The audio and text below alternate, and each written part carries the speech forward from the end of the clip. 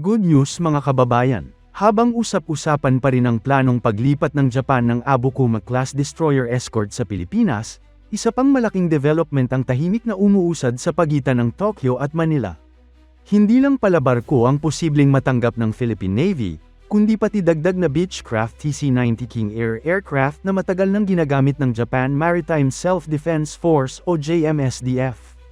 At kung matutuloy ito, malaking tulong ito sa kakayahan ng Pilipinas pagdating sa maritime surveillance, intelligence gathering, humanitarian missions, at pagbabantay sa ating malawak na karagatan lalo na sa West Philippine Sea. Sa ngayon, mayroon ng 5 TC-90 aircraft ang Philippine Navy na kalaunan ay nireclassify bilang C-90 King Air. Ang mga eroplanong ito ay ginagamit ng Naval Air Wing para sa iba't ibang misyon tulad ng maritime patrol, reconnaissance, transport, utility flights, at maging disaster response operations.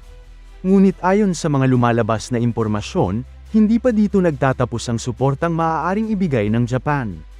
Ayon sa mga ulat, kinumpirma ng Japan na kabilang sa mga planong military assistance nito sa Pilipinas ang karagdagang TC-90 aircraft transfer. Bagamat wala pang eksaktong bilang na inilalabas, malinaw na unti-unti nang pini-phase out ng JMSDF ang natitirang TC-90 fleet nito. Ibig sabihin, may posibilidad na mas marami pang aircraft ang mapunta sa Philippine Navy sa mga susunod na taon. At kung ating susuriin, napakalaking development nito. Sa dami ng hamon sa ating maritime territory, kulang na kulang pa rin ang aerial surveillance assets ng Pilipinas. Ang Philippine Navy at Philippine Coast Guard ay kailangang mag-monitor ng napakalawak na Exclusive Economic Zone o EEZ. Mula West Philippine Sea hanggang Eastern Seaboard, kailangan ng bansa ng mas maraming mata sa himpapawid upang agad matukoy ang mga ilegal na aktibidad, foreign incursions, smuggling, piracy, at maging mga sakuna sa dagat. Dito pumapasok ang kahalagahan ng TC-90 aircraft.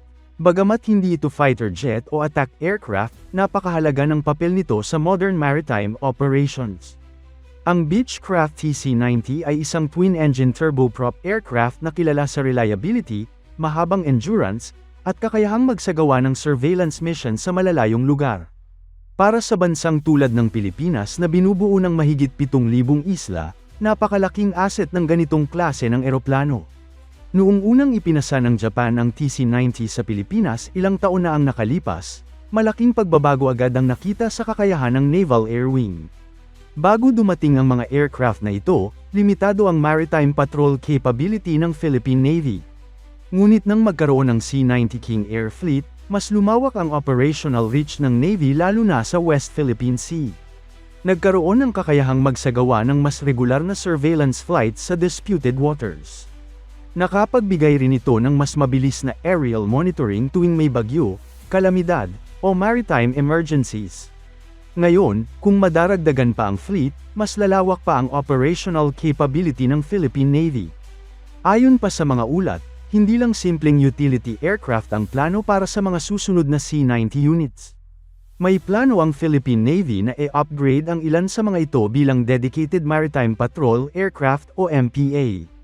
Kapag natuloy ito, lalagyan ang mga aircraft ng surface search radar, electro-optical at infrared cameras o EO/IR systems, at iba pang advanced surveillance sensors. Sa simpleng paliwanag, mas magiging sophisticated ang kakayahan ng mga eroplanong ito. Sa pamamagitan ng surface search radar, kayang makakita ng mga barko at iba pang target sa malalayong distansya kahit gabi o masama ang panahon. Ang EO/IR cameras naman ay nagbibigay ng high-resolution visual at thermal imaging capability na napakahalaga sa intelligence gathering at maritime tracking.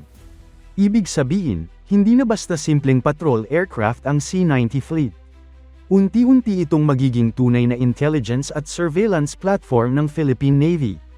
Mas lalo pang nakakainteres ang isa pang bahagi ng plano. Ayon sa impormasyon, may ilang aircraft na balak i-configure para sa ELINT, SIGINT, at COMINT roles. Ano nga ba ang ibig sabihin nito? Ang ELINT o Electronic Intelligence ay tumutukoy sa pagkuha at pagsusuri ng electronic emissions gaya ng radar signals mula sa ibang barko o military systems. Ang SIGINT naman o Signals Intelligence ay tumutukoy sa pagmonitor ng electronic communications at signals. Habang ang COMINT o Communications Intelligence ay mas nakatutok sa pagkuha at pagsusuri ng communication transmissions. Sa madaling salita, ang ilang TC-90 ng Philippine Navy ay maaaring maging airborne intelligence platforms. Napakahalaga nito lalo na sa modern geopolitical environment sa Indo-Pacific region. Sa kasalukuyan, tumitindi ang strategic competition sa South China Sea at West Philippine Sea. Dumarami ang military deployments, naval patrols, at surveillance activities ng iba't ibang bansa. Kaya para sa Pilipinas, napakahalaga ng pagkakaroon ng sariling intelligence gathering capability upang hindi lamang umasa sa impormasyon mula sa allied countries. Kapag may sariling airborne surveillance at intelligence assets ang bansa, mas mabilis matutukoy ang galaw ng mga foreign vessels at aircraft sa ating maritime zones. Ito rin ay mahalaga sa tinatawag na Maritime Domain Awareness o MDA. Ang MDA ay kakayahan ng isang bansa na magkaroon ng malinaw na situational awareness sa lahat ng nangyayari sa kanyang territorial waters at EEZ. Kabilang dito ang monitoring ng commercial shipping, fishing vessels, naval ships, submarines, at iba pang maritime activities.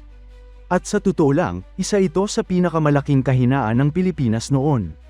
Kaya nga sa mga nakaraang taon, malaki ang naging focus ng AFP modernization program sa pagbili ng radar systems, drones, patrol aircraft, at naval surveillance assets. At ngayon, mukhang malaking bahagi ng capability enhancement na ito ang tulong mula Japan. Kapansin-pansin na lalo pang lumalalim ang defense cooperation sa pagitan ng Pilipinas at Japan nitong mga nakaraang taon. Mula sa transfer ng patrol vessels para sa Philippine Coast Guard, hanggang sa pagbibigay ng radar systems at military equipment, malinaw na seryoso ang Japan sa pagtulong sa maritime security ng Pilipinas.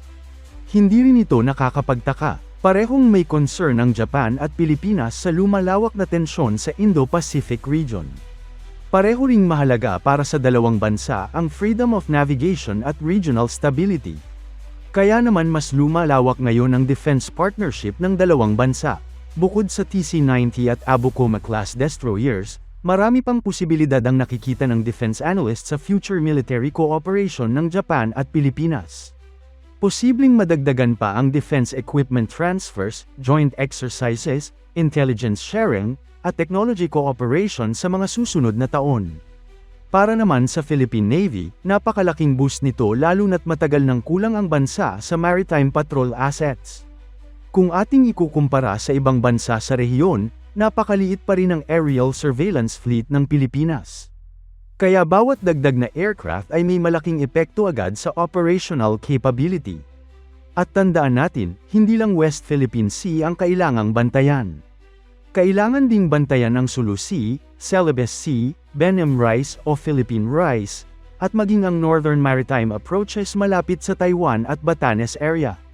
Napakalawak ng responsibilidad ng Philippine Navy at Philippine Air Force ngunit limitado pa rin ang assets.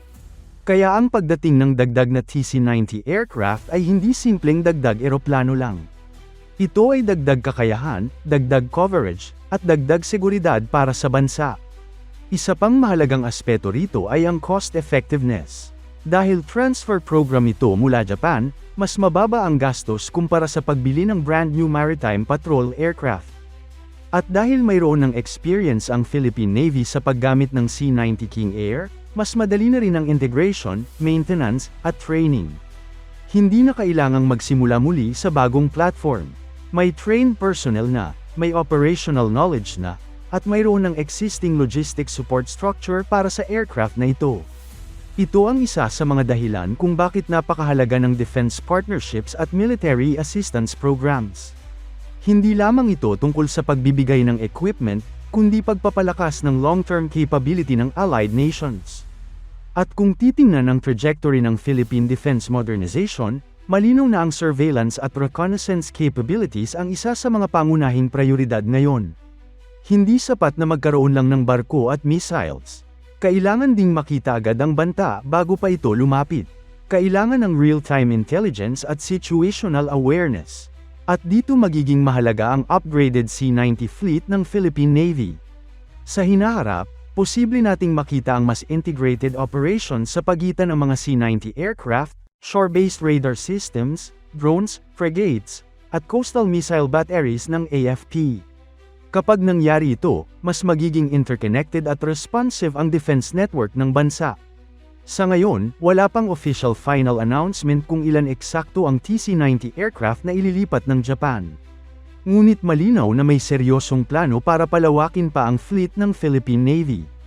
At kung matutuloy pati ang transfer ng Abukuma-class destroyers, masasabi nating isa ito sa pinakamalaking defense cooperation development sa pagitan ng Japan at Pilipinas nitong mga nakaraang taon.